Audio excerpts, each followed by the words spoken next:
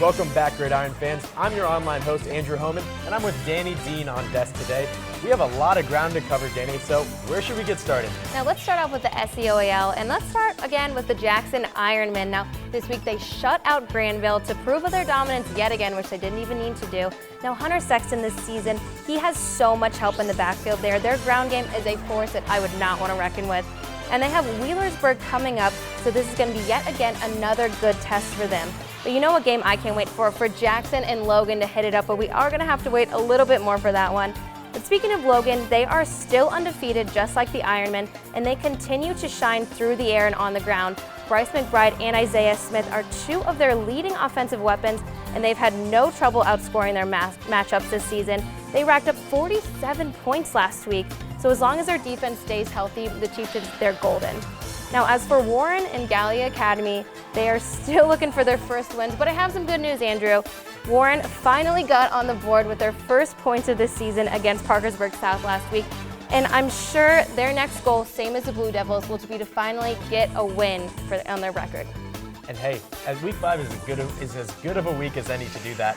Let's head over to the Mid-State League, where the Bloom Carroll Bulldogs are really turning things up. Oh yeah, they are. They completely surprised us after their first loss of the season last week, and they destroyed Liberty Union in that rival game. Now, Wade Bartholomew obviously knows what to say to his Bulldogs to whip them back into shape, and I think if they ride this momentum, they're going to see even more success this season. Now, Amanda Clearclick, on the other hand, they keep turning it down. The Aces need to get their offense back to the caliber of play they had at the beginning of the season if they want any more success.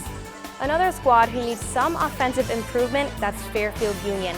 They're only averaging 7.5 points a game, and they had a tough 32-6 loss last week against Logan Elm.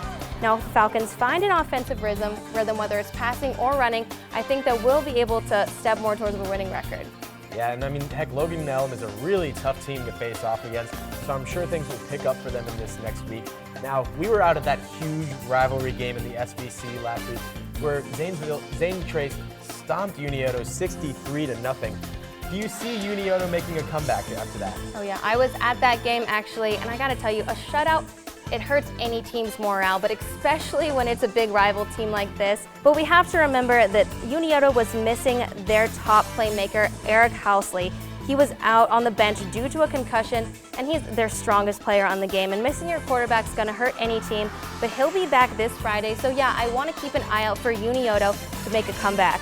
Now Zane Trace, talking about them, they have it all going on. They're just so stacked on both sides of the ball. Powerhouse running backs Trey Rittenhouse and Truman Love, they stole the show against Unioto. Quarterback Joe Dunkel was looking really sharp as well, so I'm ready to keep an eye on them for the rest of the season. They definitely really surprised us in that game, and I'm sure that Unioto will get back to things. They have some big playmakers. Heck, there are playmakers all over our coverage area. Our Week 4 Player of the Week was Mason Chapman out of Alexander.